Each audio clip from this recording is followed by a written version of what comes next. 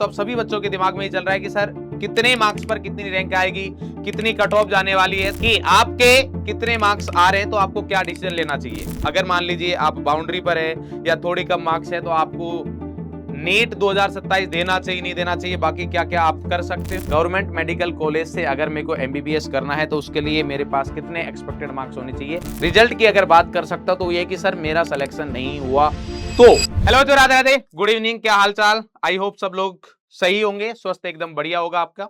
तो ये वीडियो मैं आप सभी के लिए लेके आया हूं मार्क्स वर्सेस रैंक की, क्योंकि एनटीए ने हमारे पास प्रोविजनल आंसर की रिलीज कर दी है। तो अब सभी बच्चों के दिमाग में ये चल रहा है कि सर कितने मार्क्स पर कितनी रैंक आएगी, कितनी कट ऑफ जाने वाली है। तो यही सारी बातें अपन इस वीडियो में करने वाले हैं। वीडियो बहुत ज्यादा बड़ी नहीं रहने वाली, 10 से 15 मिनट की वीडियो रहेगी मैक्स टू मैक्स। और इस वीडियो में मैं आपको ये भी बात करूंगा कि आपके कितने मार्क्स आ रहे हैं तो आपको क्या डिसीजन लेना चाहिए। कि आप अगर मान लीजिए आप बाउंड्री पर है या थोड़ी कम मार्क्स है तो आपको नीट 2027 देना चाहिए, नहीं देना चाहिए, बाकी क्या क्या आप कर सकते हो वो भी चीज है। बाकी फाइनल डिसीजन बेटा आप ही का रहेगा कि आपको नीट 2026 में ड्रॉप लेना है, नहीं लेना है। और इस बार जिन्होंने रीनीट दिया है तो वो काफी ज्यादा डाउट में है कि सर कितनी रैंक आने वाली है, कितनी नहीं। तो एग्जैक्ट रैंक तो बेटा रिजल्ट आने पर ही पता लगेगा। बट हाँ, प्रोविजनल आंसर की के बाद में यहां पर जो एक्सपेक्टेड कट ऑफ जाने वाली है और एक्सपेक्टेड आपके जो आपके मार्क्स आ रहे हैं उस पर एक्सपेक्टेड जो रैंक आने वाली है वो मैं यहां पर डिस्कस करने वाला हूं। तो चलिए देखते हैं हमारे पास ये हमारे पास अभी तक की नीट की जो हिस्ट्री है, पेपर की डिफिकल्टी, सारी चीजों को देखते हुए बनाया गया है। जब पेपर हुआ था नीट का तो उसके बाद ऐसा था कि कट ऑफ बहुत लो चली जाएगी। उसके बाद जब जैसे प्रोविजनल आंसर की आई तो हमारे पास काफी बच्चों के मार्क्स ठीक ठीक दिख रहे हैं। तो उसके बेसिस पर हमारे पास बताया गया है यहाँ पर। तो अगर 700 प्लस से लेके 700 तक की बात करूं मैं, अगर मतलब 700 तक के मार्क्स की बात करूं मैं, तो हमारे पास मेरे को लग रहा है कि 700 तक 1 से लेके 20 मतलब टॉप 20 जो रैंक रहने वाली है वो 700 या प्लस माइनस 2 से 3 मार्क्स की आप बात कर लीजिए, उसके आसपास हमारे पास टॉप 20 के इस बार रैंक रहने वाली है। उसके बाद अगर 680 तक हमारे पास मार्क्स की बात करें तो टॉप 100 इस बार जो कट ऑफ जाएगी वो 600 के आसपास जाने 680 के आसपास जाने वाली है। 700 से 680 680 के आसपास हमारे पास टॉप 100 हमारे पास रहने वाला है। ठीक है, उसके बाद अगर बात करें हमारे पास 680 से 655 तो यहां पर जो रैंक रहेगी बेटा वो 1000 टॉप 1000 के अंदर जो रहने वाले बच्चे हैं वो मेरे को लग रहा है कि 650 660 660 के आसपास हमारे पास ये रैंक रहने वाली है। क्योंकि जैसा नीट 2025 में हमारे पास पेपर की डिफिकल्टी आई तब बिल्कुल बच्चे प्रिपेयर्ड थे ही नहीं डिफिकल्टी को लेके कि यार इस तरीके का भी पेपर आ सकता है क्या। उसके बाद इस बार बच्चे पहले से प्रिपेयर्ड थे कि भाई पेपर डिफिकल्ट आ सकता है। बच्चे कहीं ना कहीं काफी बच्चे मेंटली प्रिपेयर्ड थे, इस वजह से हमारे पास यहां पर ये कट ऑफ जाने के चांसेस है।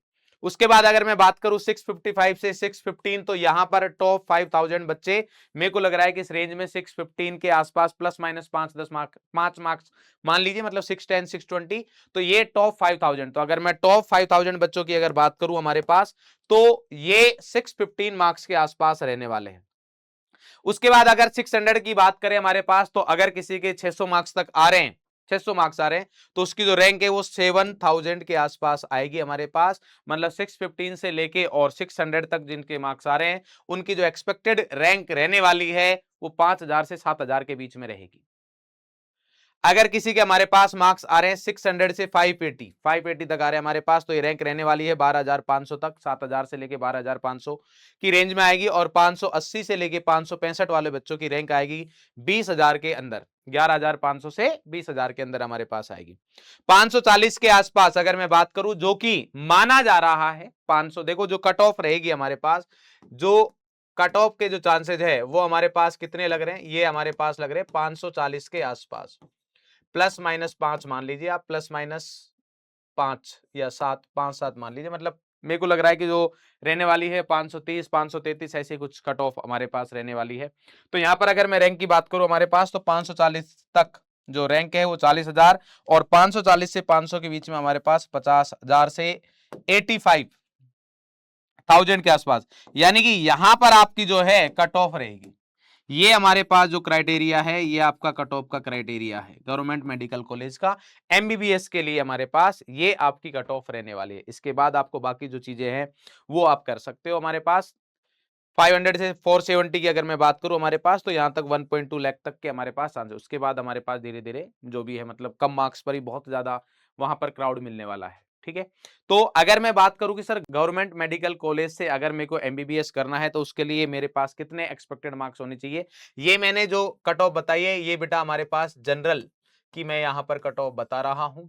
उसके बाद अगर ओबीसी की बात करें हमारे पास, तो ओबीसी की आप मान लीजिए हमारे पास ये 540 है, तो यहाँ पर 535 के आसपास मान लीजिए, 535 प्लस माइनस 7 के आसपास हमारे पास यहाँ पर रहती है।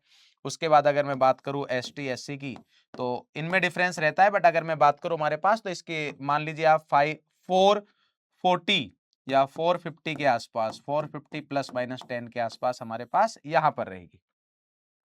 ये गवर्नमेंट मेडिकल कॉलेज से एमबीबीएस की कट ऑफ में यहां पर बता रहा हूं, क्लियर है।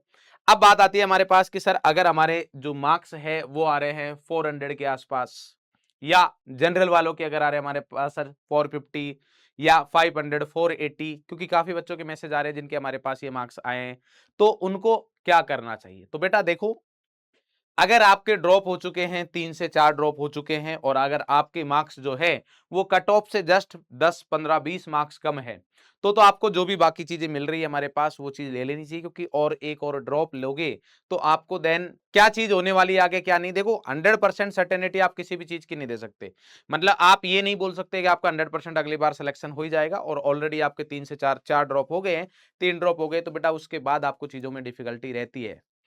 अगर आपको लगता है कि आपने अपना 100% नहीं दिया और आपका एक ड्रॉप है, मतलब 12th के साथ आपने प्रिपरेशन की नहीं, अगर की है तो बहुत कम की है, और ये आपका फर्स्ट ड्रॉप था या सेकंड ड्रॉप था, और आपको लग रहा है कि यार मैं अगर अपना 100% नहीं दे पाया, अपना 100% नहीं दे पाई इस एग्जाम के लिए, नीट से रीनीट जब हुआ तो उस टाइम बहुत मेंटली डिस्टर्ब हो गए और उस चीज के लिए प्रिपेयर नहीं थे, इस तरीके के पेपर के लिए प्रिपेयर नहीं थे, क्योंकि नीट 2026 का पेपर इजी आया था, देन उसके बाद यहां पर डिफिकल्टी लेवल में बहुत ज्यादा डिफरेंस आ गया, तो उस चीज के लिए हम तैयार नहीं थे।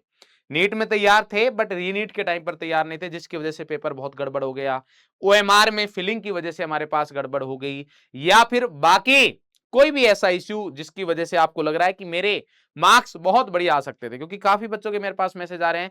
एक बच्चा कह रहा है कि सर मेरे जो बायो में, ओनली बायो में हमारे पास ओएमआर फिलिंग की वजह से सर मिस्टेक हो गई, जिसकी वजह से मतलब मेरा इस बार सिलेक्शन नहीं होगा, अदरवाइज वो बच्चा कह रहा है कि मेरे 550 के आसपास मार्क्स आ रहे थे। तो ये जो गलतियां हुई है, इन गलतियों की वजह से अगर आपका सिलेक्शन रुका है, तो मैं कहूंगा कि आपको अपने आप को एक चांस देना चाहिए। तो पॉइंट ये है कि अगर आपके पास बेटा, मैं अगर ईमानदारी वाली बात करूं, तो अगर मैं आपको यहां पर बोलूं कि जिनके मार्क्स आ रहे हैं, देखो अटेम्प्ट की बात है, अगर जिनका ये फर्स्ट अटेम्प्ट था, जिन्होंने अभी तक सीरियसली अटेम्प्ट दिया ही नहीं है और जिनका सपना है डॉक्टर बनने का, जिन्होंने अभी तक प्रिपरेशन नहीं की है, जिनका डॉक्टर बनने का सपना है, तो वो तो बेटा मतलब मेरे को लग रहा है कि आपको अपने सपने के लिए अपना 100% देना चाहिए। क्या होगा बाई चांस, मैं मान के चल रहा हूं, मैं दोनों देखो, अगर आपका सिलेक्शन हो जाता है देन तो फिर आपका वो ड्रीम है वो पूरा होगा। मैं वर्स्ट सिनेरियो लेके चलता हूं, सबसे बुरा क्या हो सकता है कि आपका सिलेक्शन नहीं होगा, तो क्या आपका ये 1 साल बर्बाद हुआ? नहीं, मैं नहीं मानता ये, क्योंकि आपको साइंस के फील्ड में ही रहना है। अगर आपको साइंस के फील्ड में ही रहना है और आप बायोलॉजी के स्टूडेंट हो, तो फिजिक्स केमिस्ट्री बायो कहीं ना कहीं आपके आगे ग्रेजुएशन में भी काम आएगी, और जितनी अच्छी आप अभी इस 1 साल में प्रिपरेशन करोगे, नीट के लिए प्रिपरेशन करोगे, उतना ही बेटर आप आगे परफॉर्म कर पाओगे, चाहे आप किसी भी फील्ड में जाए आगे। अगर आप साइंस में रहते हो तो आप यहां पर इस 1 साल में मेहनत करना और अपने सब्जेक्ट में भी कमांड बना पाओगे, अपने सब्जेक्ट को स्ट्रॉन्ग बना पाओगे। तो अगर मैं सबसे बुरे रिजल्ट की अगर बात कर सकता तो ये कि सर मेरा सिलेक्शन नहीं हुआ, तो उस वाले केस की भी मैं बात कर रहा हूं। तो बेटा अगर आपने अभी तक अटेम्प्ट नहीं लिया है, सीरियस अटेम्प्ट नहीं दिया है, नीट 2027 आपका फर्स्ट अटेम्प्ट होने वाला है, देन मैं यही कहूंगा, अगर मैं आपकी जगह होता तो देन मैं इसको एक चांस जरूर से जरूर लेता, क्योंकि अभी तक मैंने प्रिपरेशन नहीं की, और जब मैंने 11th में या 12th में बायो लिया तो कहीं ना कहीं मेरे माइंड में ये चीज थी कि मेरे को डॉक्टर बनना है। तो अगर डॉक्टर बनना है तो बेटा आपको ऑब्वियस है उस चीज की प्रिपरेशन करनी होगी, देन तो आपको करना ही है। अगर आपका एक अटेम्प्ट हो चुका है, मतलब फर्स्ट अटेम्प्ट, तो ये मान के चलिए कि आपको 100% मतलब करना ही है, उसमें कोई डाउट है नहीं मेरे हिसाब से, अगर आपने डॉक्टर बनने का सपना है। अगर आपका यह सेकंड अटेम्प्ट है, सेकंड अटेम्प्ट है, तो बेटा अब ये वाला डिसीजन जो है अब आपका अपना हो जाता है सेकंड ड्रॉप से ही, सेकंड अटेम्प्ट से। क्यों? क्योंकि अब आपको पता है कि आपने फर्स्ट अटेम्प्ट में क्या किया है। कई बार मैंने देखा है कि जब हम प्रिपरेशन करवा रहे होते हैं बच्चों से, वीडियो कॉल वगैरह पर भी बात होती है बैच में, तो कई बार बच्चे बोलते हैं सर ये तो मेरा फर्स्ट अटेम्प्ट ही है। मतलब उनका माइंडसेट ऐसा हो रखा है कि भाई फर्स्ट अटेम्प्ट तो सिर्फ अपन देख रहे हैं कि पेपर कैसा होना है उसके लिए। तो अगर आप उनमें से हो तो पहला बात तो यह है कि मेरे जो आप नीट 2027 में बच्चे ये एग्जाम देने वाले, तो बेटा ऐसा नहीं होता है कि ये तो मेरा फर्स्ट अटेम्प्ट ही है। नहीं, आपको जब प्रिपरेशन करनी है तो आपका माइंडसेट इस तरीके का होना चाहिए कि यही अटेम्प्ट है मेरे सिलेक्शन वाला, तब आप सेलेक्ट होगे। यही अटेम्प्ट है जिसमें मेरी रैंक आएगी, तब जाके आप सेलेक्ट होगे, तब जाके आपकी रैंक आएगी, तब आप गवर्नमेंट मेडिकल कॉलेज में, जो भी आपका ड्रीम कॉलेज वहां पर पहुंच पाओगे। अगर आपने माइंडसेट ऐसा बना रखा है ये तो अभी फर्स्ट अटेम्प्ट ही है, तो देन ऑब्वियस सी चीज है कि आप कहीं ना कहीं उस लेवल तक प्रिपरेशन कर ही नहीं रहे हो, उसकी तैयारी नहीं कर रहे हो, तो फिर सिलेक्शन कैसे होगा। तो ये सेकंड अटेम्प्ट जो लोग देना चाह रहे हैं 2027 में, तो सबसे पहले उनको अपने आप से क्वेश्चन पूछना रहेगा कि बेटा क्या आप इस चीज के लिए तैयार हो। तैयारी से क्या मतलब है कि नीट 2026 आपने दिया, क्या आपने उसमें अपना 100% दिया। अगर आपने अपना 100% दिया और आपके मार्क्स आ रहे हैं 100 150, तो मतलब आपको ये वर्ड्स मेरे बुरे लग सकते हैं, बट मैं आपको फिर ये बोलूंगा कि आप अटेम्प्ट मतलब ड्रॉप मत लीजिए, देन आप बीएससी वगैरह करके और बाकी जो ऑप्शन है उनके बारे में सोचिए। क्योंकि अगर आपने अपना 100% दिया और आपके मार्क्स 100 200 के आसपास ही, उससे कम है, तो देन बेटा ये बहुत कम मार्क्स है। इतना बड़ा जंप विदाउट मतलब आप पहले 100% दे चुके हो, तो अब आप 100% देके इसमें बहुत बड़ा जंप नहीं ला सकते।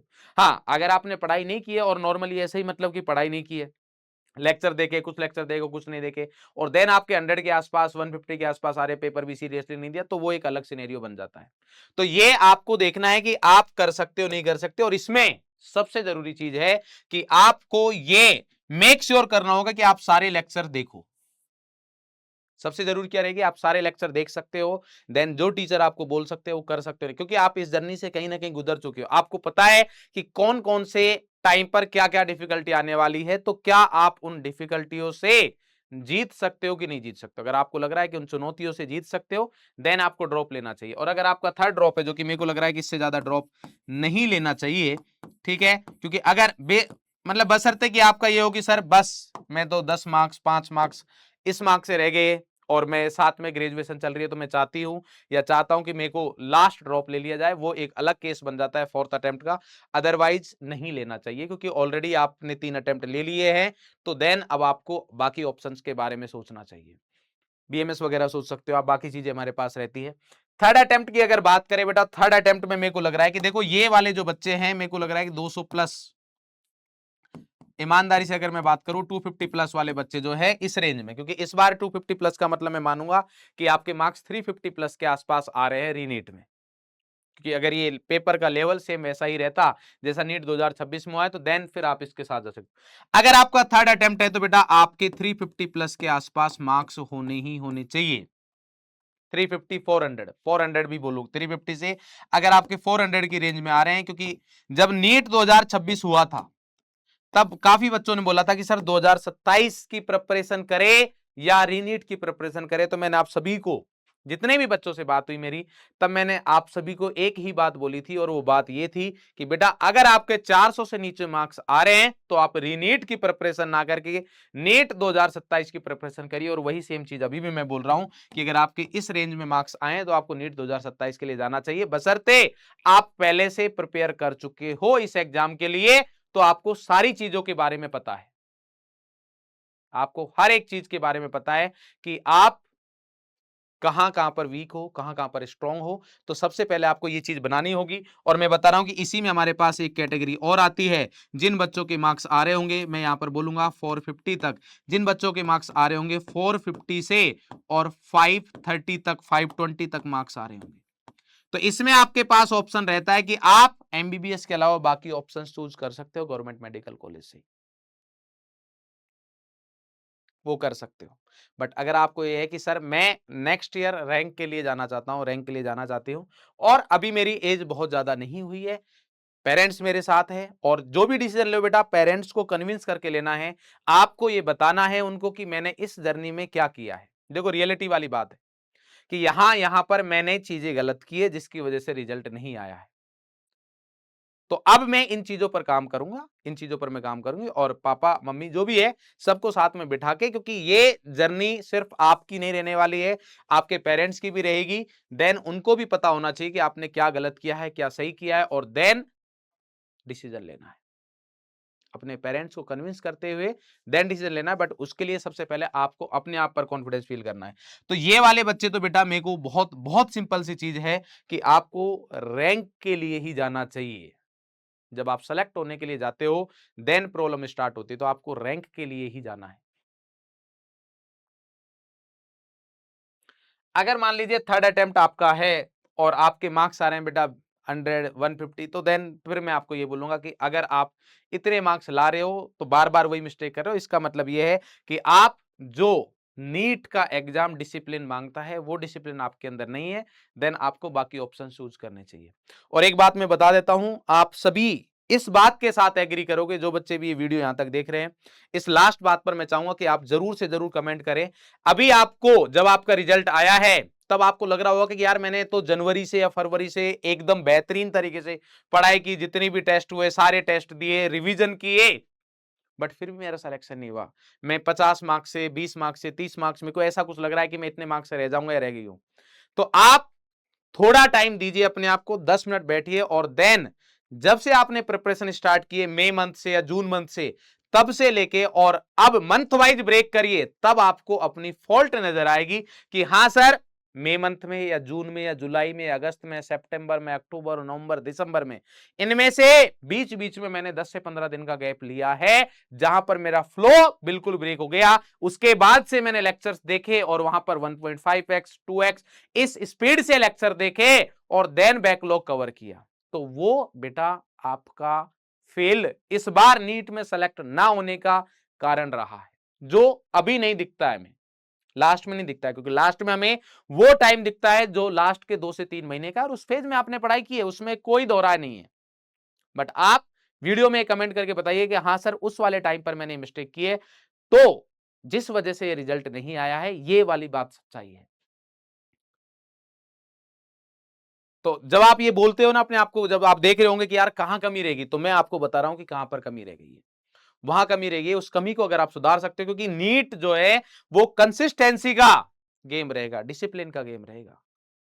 ये आप तब क्लियर कर सकते हो जब आप प्रिपरेशन स्टार्ट करते ही, जब तक कि आपका फाइनल एग्जाम ना हो जाए, तब तक डिसिप्लिन के साथ, कंसिस्टेंसी के साथ वही सेम रूटीन रहने वाला है। अगर उसको आप फॉलो कर सकते हो देन आप ड्रॉप लीजिए, अदरवाइज ड्रॉप मत लीजिए। मतलब डेली 11-12 घंटे की पढ़ाई रहेगी भाई, क्लियर है, लेक्चर्स को इंक्लूड करते हुए स्टार्टिंग से लेके एंड डे तक। अगर आप ये कर सकते हो देन ड्रॉप लीजिए। देन मैं आपको ये बोल सकता हूँ नीट 2027 जो है वो आप ही का रहने वाला है। 2027 के आप चैंपियन रहने वाले हो। तो ये थी बेटा हमारे पास बातें सारी, ठीक है। और बाकी मैं आप सभी को यही बोलूंगा कि बेटा जो भी डिसीजन लो, आपका डिसीजन है, पेरेंट्स से बात करते हुए लेना है, और जिस भी फील्ड में जाओ ना, एकदम वहां पर अपना 100% देना है। आप अच्छा करोगे। ओनली नीट ही ऐसा एग्जाम नहीं है जिससे कि लाइफ में आप सक्सेसफुल हो सकते हो, ऐसा नहीं है। जितने भी जो आगे जा रहे हैं हमारे पास एम्स में या गवर्नमेंट मेडिकल कॉलेज में, सारे के सारे डॉक्टर्स अच्छे नहीं होते, सारे के सारे अच्छा नहीं कर रहे। ऐसा भी नहीं है कि जो प्राइवेट कॉलेज से भी एमबीबीएस कर रहे हैं या बाकी और फील्ड में जा रहे हैं वो अच्छा नहीं कर रहे, वो भी अच्छा कर रहे हैं। डिपेंड ये करता है कि आप आगे लाइफ में किस तरीके से बढ़ रहे हो, आगे लाइफ में जिस फील्ड को चूज करो वहां पर कितनी मेहनत कर रहे हो, वो आपको आगे लाइफ में फेलियर या सक्सेस देगा। तो जो भी आपको करना है पेरेंट्स को इंक्लूड करते हुए करना है। हाँ, जो बच्चे हिंदी मीडियम से है, क्योंकि हिंदी मीडियम के काफी बच्चे हैं जिनको आइडिया नहीं है चीजों का, तो उनको मैं ये बात बोलना चाहूंगा कि जिन्होंने मान लीजिए ठान लिया है कि सर मेरे को ड्रॉप लेना है, तो बेटा अब आप लेट मत करिएगा, स्टार्ट कर दो प्रिपरेशन बिल्कुल, ठीक है। अगर आप ऑनलाइन प्रिपरेशन करना चाहते हो तो यकीन नीट हिंदी 2027 आ गया है, यकीन नीट हिंदी 2.0 2027 आ गया है। 6 तारीख से उसकी क्लास स्टार्ट होने वाली है। देन आप उसके बाद में बैच परचेज करोगे, देन आप फिर वही 1.5 2x पर देख रहे होंगे, चीजों को बैकलॉग कवर कर रहे होंगे, तो वो वाली चीज ना करें। तो उसके लिए मैं आप सभी को बता देता हूं, यकीन नीट हिंदी 2.0 2027 आ गया है बेटा, 6 जुलाई से उसकी क्लास स्टार्ट होने वाली है। तो मेक श्योर करिए कि अगर आपने डिसीजन ले लिया है तो प्रिपरेशन बिल्कुल स्टार्टिंग से स्टार्ट करनी है, ठीक है। बैच में जो भी चीजें बताई जाएंगी सारी चीजों को फॉलो करना है। एक बात बताना चाहूंगा मैं आप सभी को कि काफी बच्चों को लग रहा होगा कि यार चीजें होंगी नहीं होंगी, ये ये जो साल है नीट 2027 का, जिसमें बोल रहे हैं कि रीनीट हुआ है, हमारे पास रीनीट हुआ है और टफ हुआ है, इसके बारे में आपको ये बात बोलना चाहूंगी, रीनीट 2026 जो हमारे पास है, ये पीडब्ल्यू के हिंदी मीडियम का वो साल रहेगा। नीट 2025 लगा लीजिए, 2024 लगा लीजिए, हिंदी मीडियम से सिलेक्शन हुए हैं गवर्नमेंट मेडिकल कॉलेज में, काफी बच्चे गए, बट नीट 2026 जो हुआ है, ये पीडब्ल्यू के इतिहास का वो पहला बैच रहेगा, वो पहला ईयर रहेगा जहां से एम्स में बहुत सारे बच्चे जा रहे होंगे। एक बच्चे की बात नहीं कर रहा हूं, एम्स में बहुत सारे बच्चे जा रहे होंगे, वो भी टॉप मेडिकल कॉलेजेस में। मतलब अगर आप एम्स दिल्ली की बात करोगे तो यस, एम्स दिल्ली में मैं 2026 बैच का बच्चा पढ़ता हुआ बताऊंगा आपको, जो कि हिंदी मीडियम से पास आउट है। जब सेलिब्रेशन होगा तब आपको बताएंगे, रिजल्ट आएगा तब आपको बताऊंगा। तो ये पहला साल है, मैं चाहूंगा कि आगे आने वाले सालों में बेटा ये नंबर और बढ़ता जाएगा। और लास्ट ईयर जब लॉन्च हुआ था तब भी मैंने एक ही बात बोली थी स्टेज पर कि नीट 2026 सिर्फ सिलेक्शन वाला नहीं रहेगा, हिंदी मीडियम से रैंक वाला रहेगा, और नीट 2027-28 आगे आने वाले और भी रहेंगे। और आप देखोगे कि जो टॉप रैंक रहती है, सिर्फ मैं गवर्नमेंट मेडिकल कॉलेज में या एम्स में पहुंचने की बात नहीं कर रहा हूं, number of selections, number of top ranks आपको दिखाएंगे हिंदी मीडियम से। ठीक है, तो जो भी बच्चे बेटा प्रिपरेशन करना चाहते हैं आप बैच ज्वाइन करिए, सारा कंटेंट मिलेगा आपको, टॉप ऑल इंडिया रैंक 1 वाला कंटेंट आपको उस बैच में मिलेगा। सारी चीजें जो भी ऑल इंडिया रैंक 1 वाले बच्चे को चाहिए होती है, सारा कुछ पढ़ाया जाएगा, डिपेंड करेगा कि आप कितनी मेहनत के साथ पढ़ते हो। ठीक है, लव यू ऑल, मिलते हैं फिर बेटा आगे जिस भी सेशन में मिलेंगे वहां पर मिलेंगे। और बहुत अच्छा करिए आप जीवन में, बस यही मेरा मतलब ऊपर वाले से आप सभी के लिए प्रार्थना है कि आप आगे जिस भी फील्ड में जाए वहां पर अच्छा करे, जो भी डिसीजन ले बहुत अच्छा ले, सोच समझ के लिए। ठीक है, तो अगर आप नीट 2027 देना चाहते हैं और आपने ठान लिया है ड्रॉप लेने का, तो बेटा चाहे आपने यकीन नीट हिंदी 1.0 लिया हो, चाहे यकीन नीट हिंदी 2.0 लिया हो, दोनों में अपन मिलेंगे। ठीक है, तो मिलते हैं बेटा, love you all, tata bye.